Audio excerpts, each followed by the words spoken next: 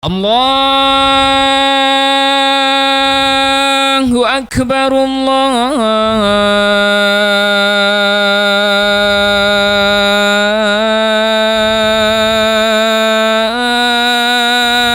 Akbar.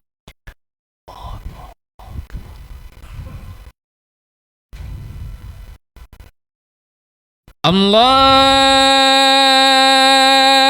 Akbar, Allahu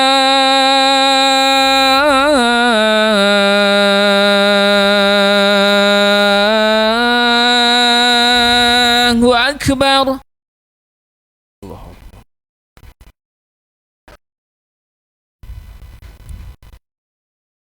Asyhadu an la ilaha illallah.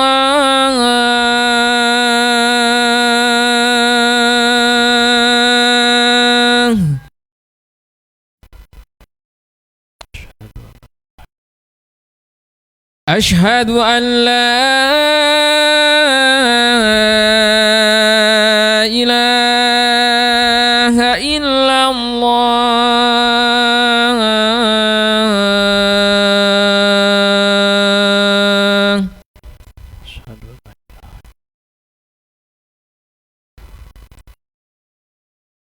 Asyhadu anna Muhammadar Rasulullah.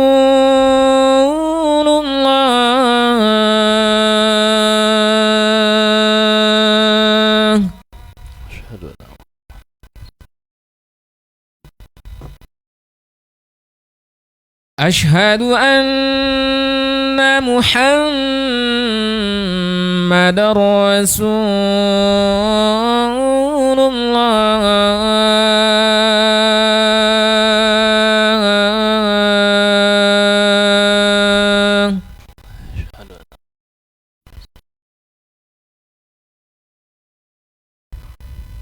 Hayya 'alal salah.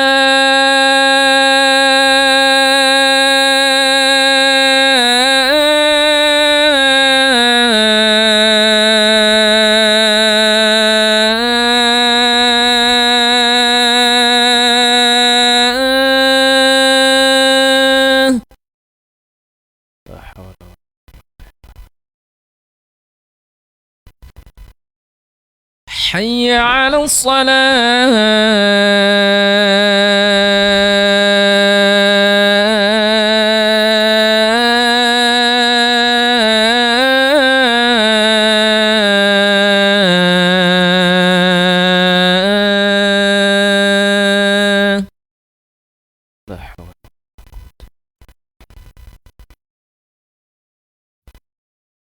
Hayya 'alal falah.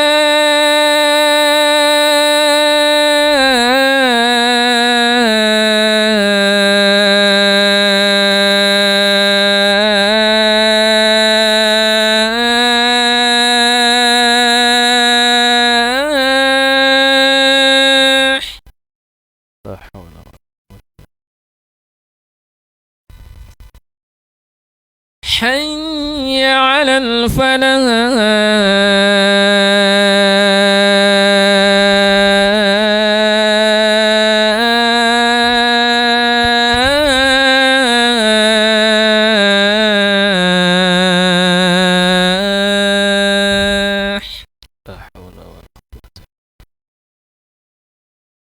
الله أكبر،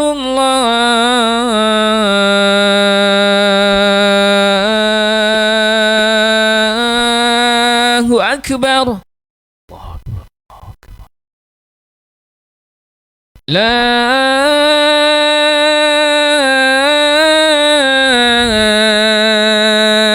إله إلا الله. لا إله.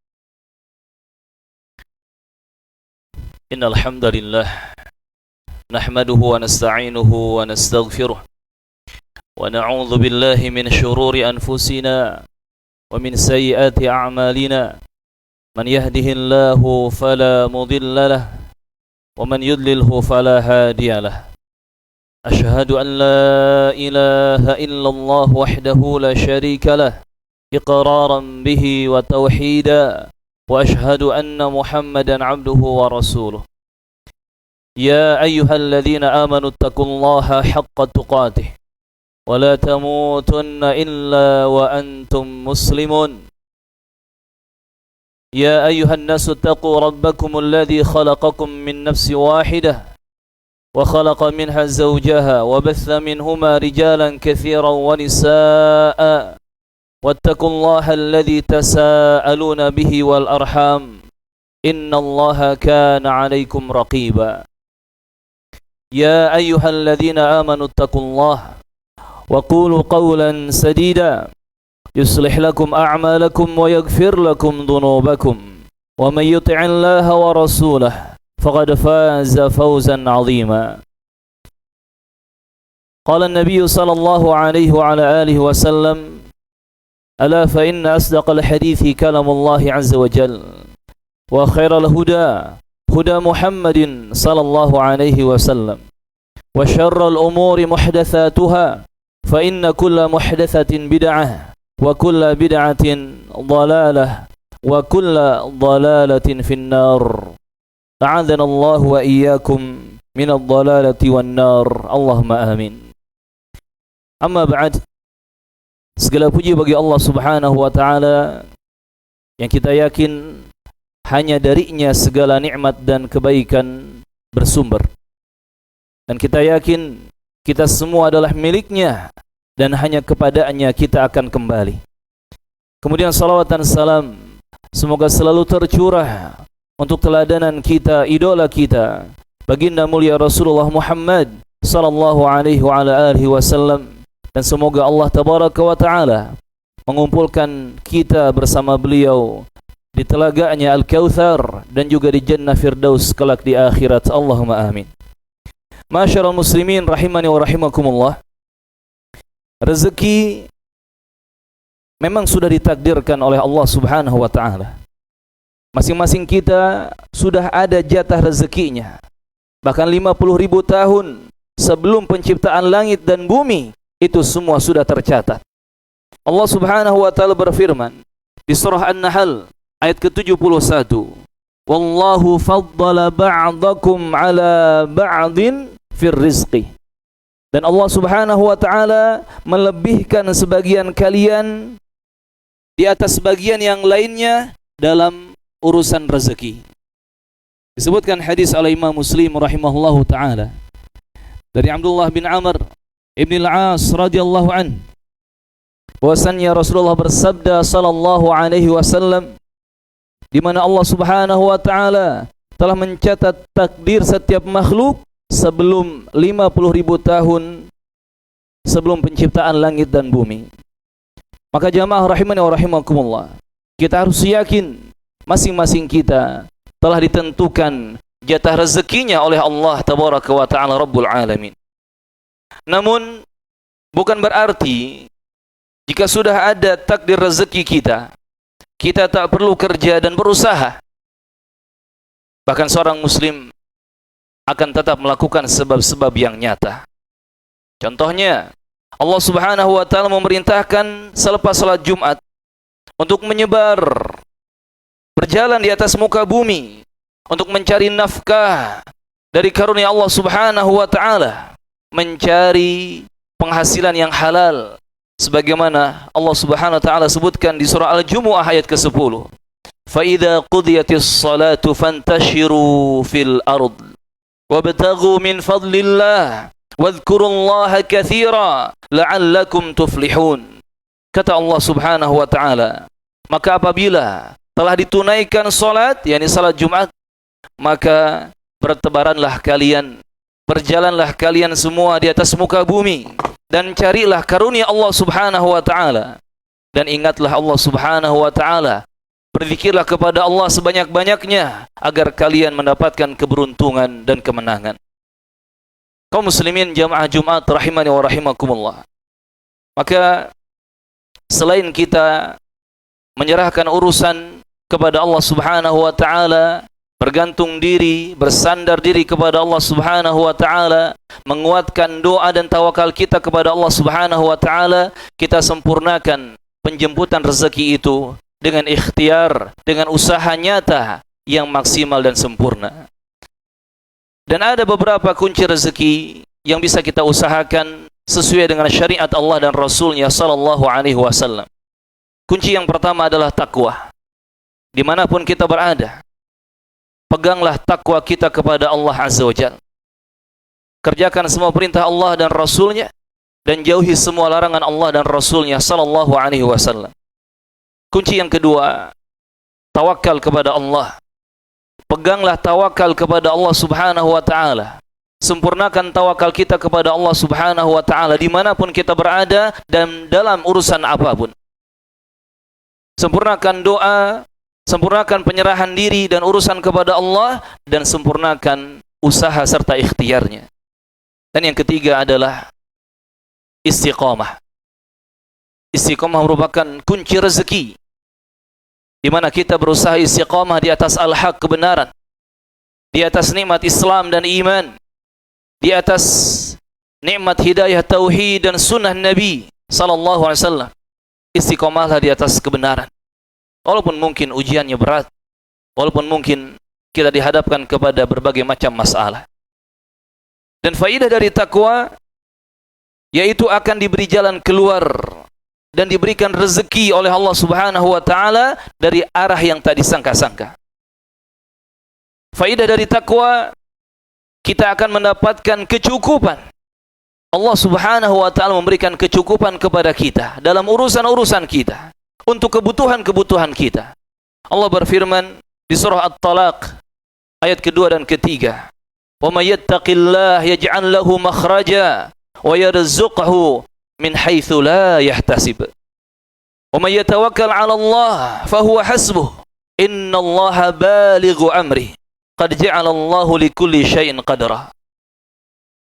Dan kata Allah Subhanahu wa taala, siapa saja yang bertakwa kepada Allah dengan takwa yang sebenarnya, maka Allah Subhanahu wa taala akan memberi solusi dan jalan keluar baginya, yakni untuk segala permasalahannya. Dan Allah Subhanahu wa taala akan memberikan rezeki kepadanya dari arah yang tadi sangka-sangka.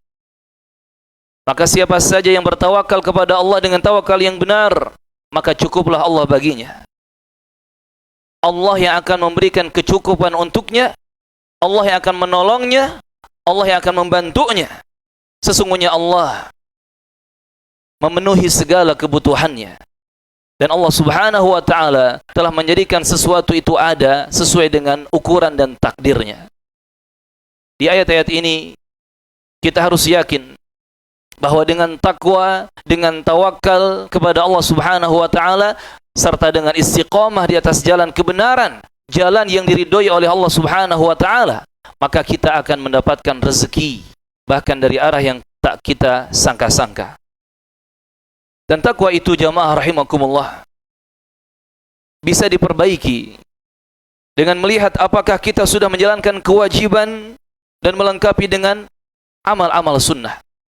Misalnya memperhatikan salat 5 waktu. Apakah kita sudah betul-betul melaksanakan dan menjaga salat wajib yang 5 waktu? Yang kemudian kita melengkapinya dengan salat-salat sunnah. Ada rawatib qabliyahnya, ba'diyahnya, tahiyatul masjid, duha, tahajud, dan seterusnya. Maka usahakan takwa kita semakin hari semakin berkualitas. Dan dalam ayat yang lain disebutkan keutamaan istiqamah, di mana dengan istiqamah maka Allah Subhanahu wa ta'ala akan membukakan keberkahan dan rezeki dari langit dan juga dari bumi. Di surah Al-Jin ayat ke-16 dan ke-17 Allah Subhanahu wa ta'ala berfirman, "Wa allaw istaqamu 'ala at-tariqati la asqainahum ma'an ghadaqa." Dan seandainya mereka itu tetap istiqamah di atas jalan, yakni jalan yang benar, jalan yang lurus, jalan yang diridhoi oleh Allah dan Rasulnya. Niscaya kata Allah, sungguh pasti kami akan memberikan kepada mereka air minum dari langit, ma'an ghadaqa, air yang segar, air yang menjadi rezeki dan penuh berkah untuk mereka. Dan kita tahu, air dari langit itu ketika tumpah ke muka bumi, maka akan mendatangkan rezeki dari tanah. Tumbuhlah tanaman-tanaman, keluarlah sayuran-sayuran, buah-buahan, dan seterusnya. Maka subhanallah, dengan istiqamah di atas kebenaran, di atas jalan yang Allah dan Rasulnya ridhai,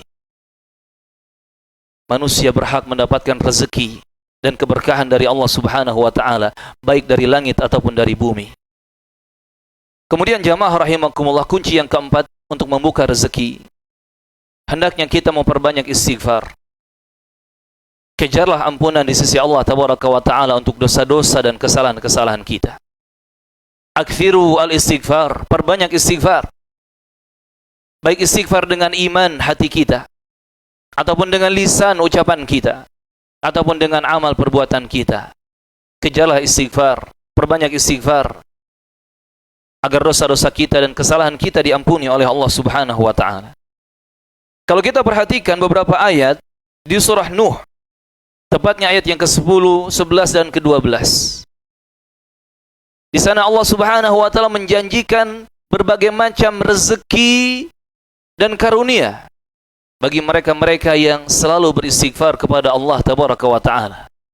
Walaupun ayat-ayat ini berbicara tentang kaumnya Nabi Nuh, tetapi ayat ini juga berlaku untuk umat di akhir zaman sekarang ini.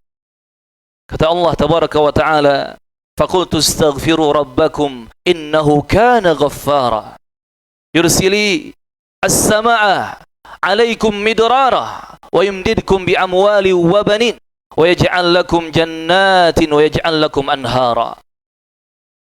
Dan ingatlah ketika Nabi Nuh alaihissalam berkata kepada kaumnya, beristighfarlah kalian kepada Allah tabaraka wa ta'ala, minta ampunlah kalian kepada Allah subhanahu wa ta'ala.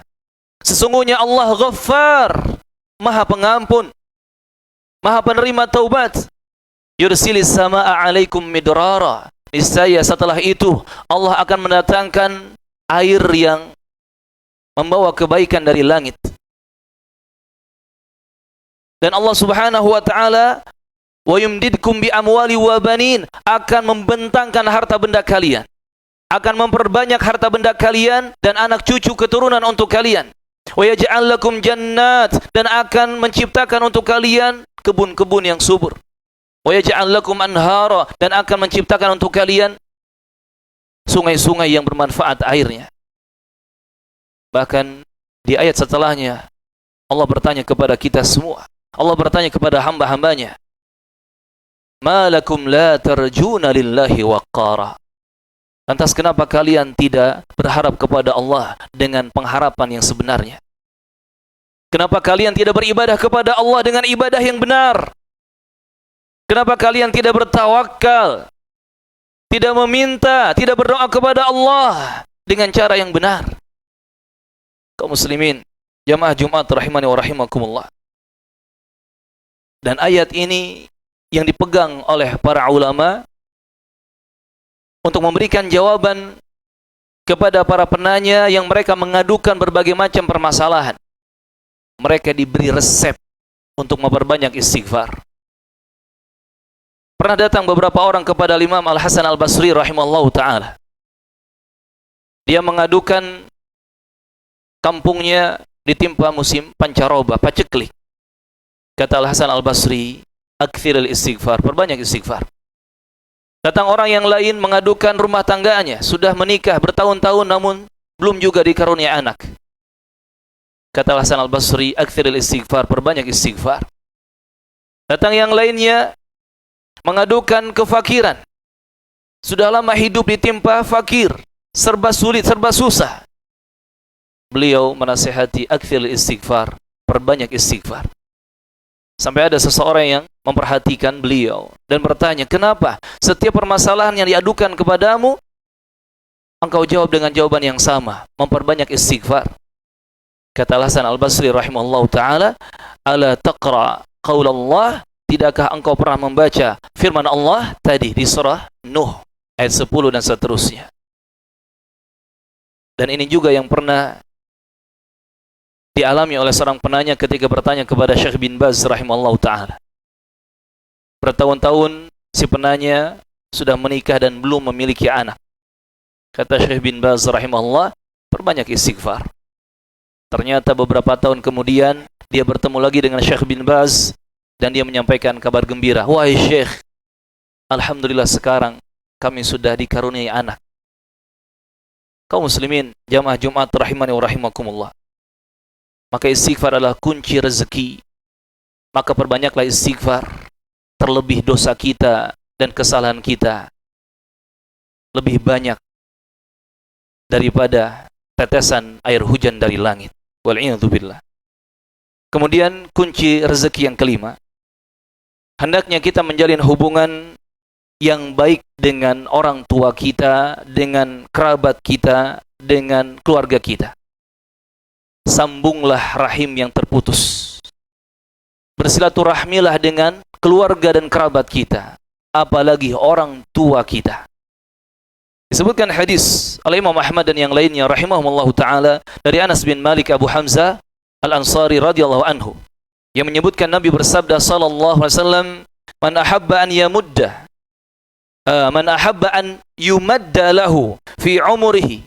Siapa yang ingin usianya dipanjangkan, wa an yuzada lahu fi rizqihi, dan siapa yang ingin ditambah rezeki-rezekinya, falyabarra walidayhi waliyasil rahimah, maka hendaknya dia berbakti, berbuat baik kepada kedua orang tuanya, dan sambunglah rahim, tali kekerabatan yang terputus itu. Allahu Akbar.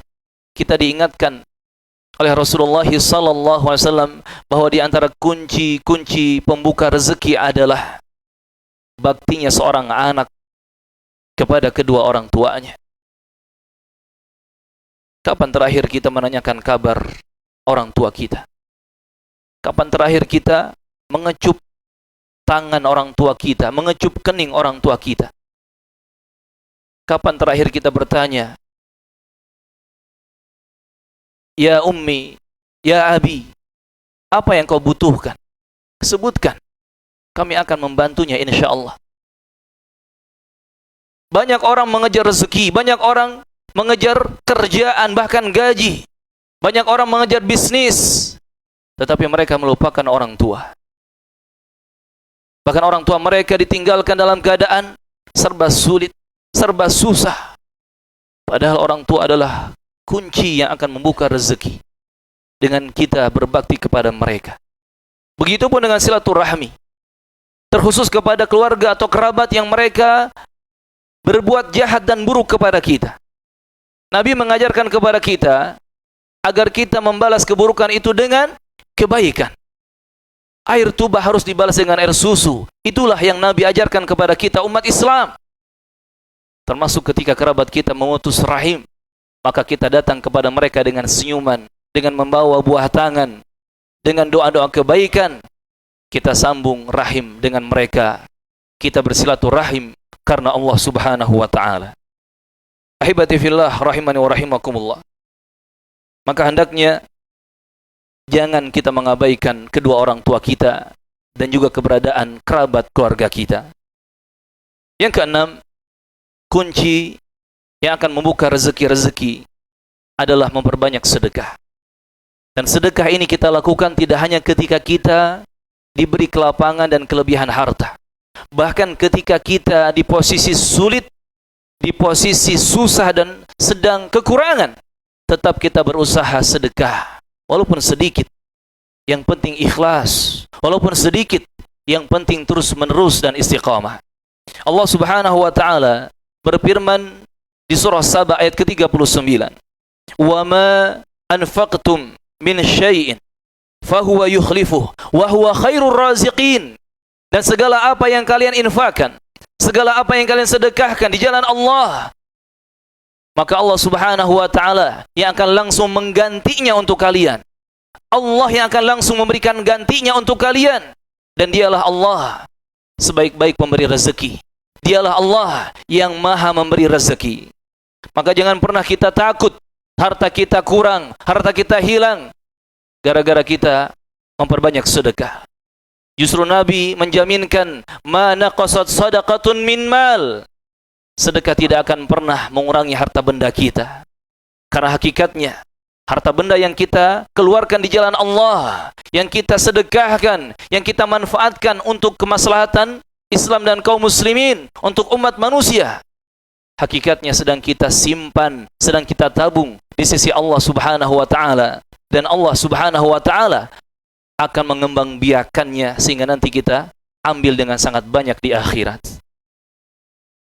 Juga dalam hadis yang sahih disebutkan oleh Al-Bukhari dan Muslim rahimahullahu taala, Rasulullah bersabda sallallahu alaihi wasallam, innallaha qala li, sesungguhnya Allah berfirman kepadaku.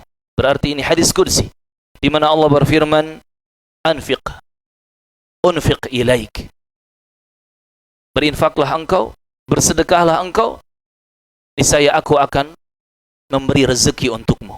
Ini janji Allah Subhanahu wa taala yang disebutkan oleh Nabi Muhammad sallallahu alaihi wasallam. Allah berjanji, wahai anak Adam, wahai hambaku, berinfaklah kalian, bersedekahlah kalian, membantu dan memberilah kalian, niscaya aku akan memberi rezeki untuk kalian.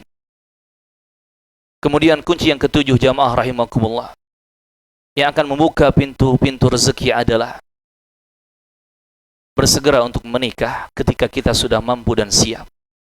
Jangan ditunda-tunda. Karena menikah merupakan salah satu kunci yang akan membuka pintu-pintu rezeki. Allah berfirman di surah An-Nur ayat ke-32. Wa ankihul ayama minkum wassalihina min ibadikum wa imaikum. Nikahkanlah oleh kalian orang-orang yang masih sendirian itu, para jombloan-jomblowati itu, begitupun orang-orang yang soleh dari kalangan hamba laki-laki ataupun perempuan.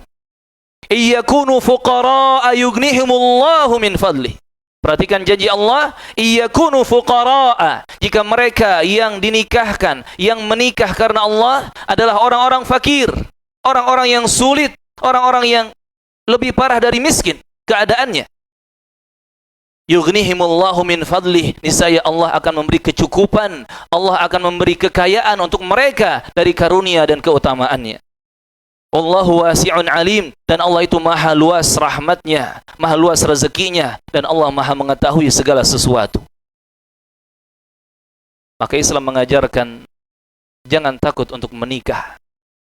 Yang penting siapkan ilmunya, siapkan mentalnya, siapkan usaha untuk mencari finansialnya. Setelah itu serahkan kepada Allah Azza wa Jalla. Jangan takut miskin, jangan takut kelaparan, jangan takut kekurangan, jangan takut keluarga kita makan apa nanti setelah menikah. Karena yang menjamin rezeki adalah Allah Subhanahu wa taala. Bahkan dengan menikah, pintu-pintu rezeki akan dibukakan dengan begitu luasnya. Barakallahu li wa lakum. Astagfirullah.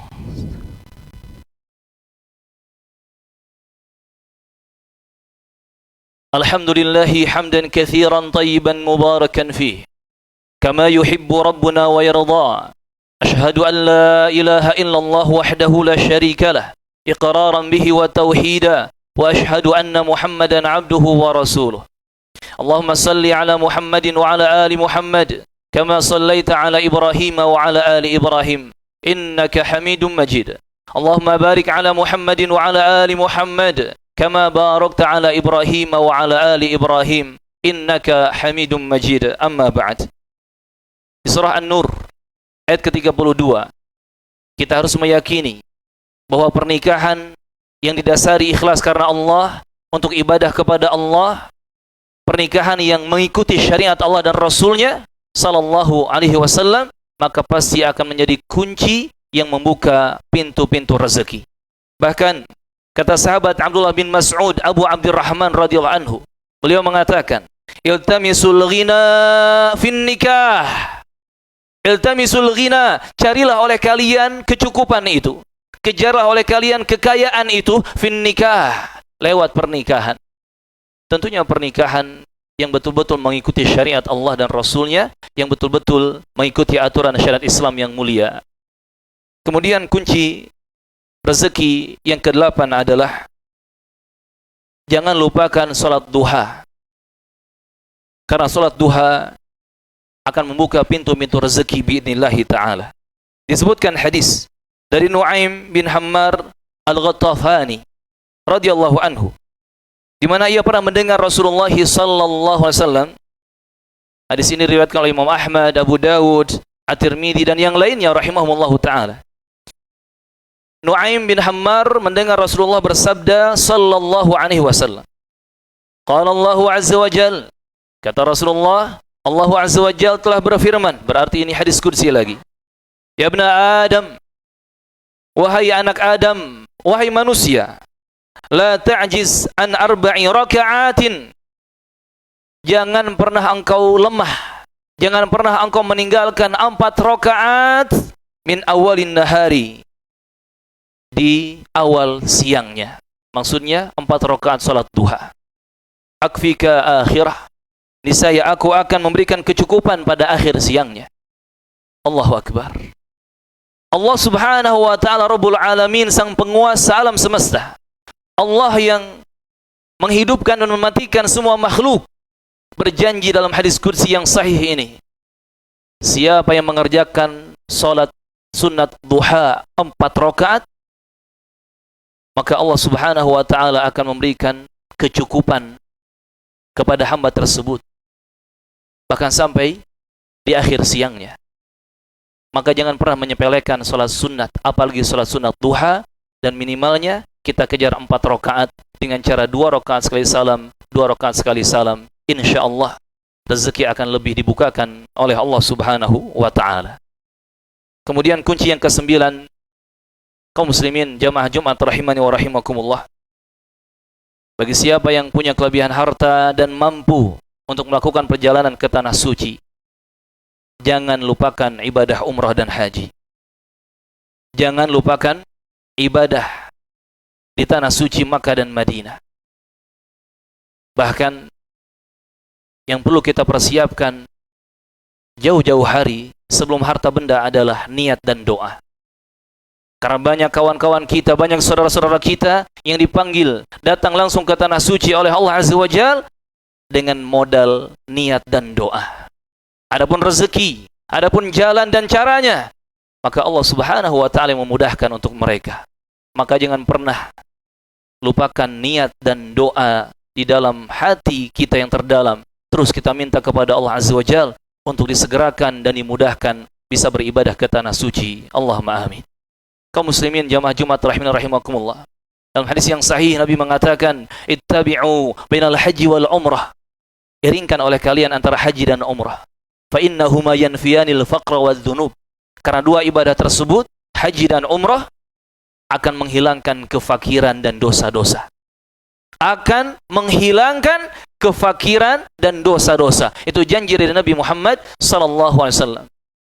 Kalau kefakiran dihilangkan, sebagaimana dosa-dosa diampuni oleh Allah Azza wa Jalla, berarti kecukupan dan kekayaan akan didatangkan oleh Allah Azza wa Jalla kepada kita. Berarti rezeki akan semakin dibentangkan dan dibukakan pintunya kepada kita.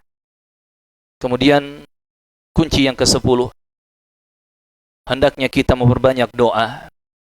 Betul-betul serius, fokus berdoa kepada Allah subhanahu wa ta'ala agar kita diberi rezeki yang halal, yang baik, yang diberkahi dan bermanfaat. Jangan lupakan doa kepada Allah Azza wa Jalla dalam urusan rezeki kita, baik untuk kita sendiri ataupun untuk keluarga tercinta. Perbagus dan perbanyak serta perkuatlah doa kita kepada Allah Azza wa Jalla dalam urusan rezeki-rezeki kita. Di antara doa yang Nabi ajarkan disebutkan oleh Ali bin Abi Thalib radhiyallahu anhu dalam hadis riwayat At-Tirmidzi dan yang lainnya, Nabi mengajarkan doa, Allahumma kfini bihalalika an haramik. Allahumma ya Allah, ikfini, beri aku kecukupan bihalalika, dengan yang halal darimu, an haramik, bukan dengan yang haram. Wa aghnini bifadlika amman siwak, dan cukupkanlah untukku ya Allah keutamaan dan karunia darimu. Dan jangan biarkan aku mencari karunia dari selainmu. Subhanallah. Termasuk juga doa yang diajarkan oleh Nabi, Allahumma inni as'aluka ilman nafi'an wa rizqan tayyiban wa amalan mutaqabbalah. Ya Allah, sesungguhnya aku meminta kepadamu ilmu yang bermanfaat, rezeki yang baik, dan juga amal yang diterima. Termasuk juga doa, Allahumma inni as'aluka ilman nafi'an wa rizqan wasi'an wa shifaan min kulli da'. Ini salah satu doa yang bisa kita baca ketika kita meminum air Zam-Zam. Sama saja ketika itu kita telah tawaf mengelilingi Ka'bah di Masjidil Haram, ataupun mungkin meminumnya di kampung halaman sendiri.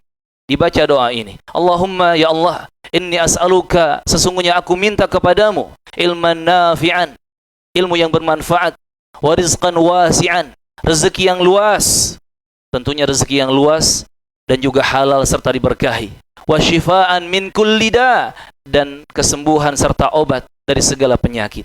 Intinya, perbanyak doa, seriuslah berdoa meminta kepada Allah agar Allah memberkahi dan memudahkan rezeki untuk kita, baik rezeki akhirat ataupun rezeki dunia. Semoga Allah Subhanahu wa taala memudahkan kita bersama keluarga tercinta untuk bisa mendapatkan rezeki dunia dan akhirat yang diridhai oleh Allah Subhanahu wa taala. Semoga Allah Subhanahu wa taala mengampuni dosa-dosa dan kesalahan-kesalahan kita sehingga kita berhak berkumpul dengan Rasulullah dan juga Abu Bakar, Umar, Utsman, Ali dan semua sahabat Nabi yang mulia di Telaga Al-Kautsar dan di Jannah Firdaus kelak di akhirat. Allahumma amin. Allahumma ighfir lana wa liwalidina warhamhum kama rabbawna shighara. Allahumma sallimna wa ghanimna fid dunya wal akhirah. Allahumma rabbana atina fid dunya hasanah wa fil akhirati hasanah wa qina adzaban nar. Allahumma aghithna ghaithan hani'an mari'an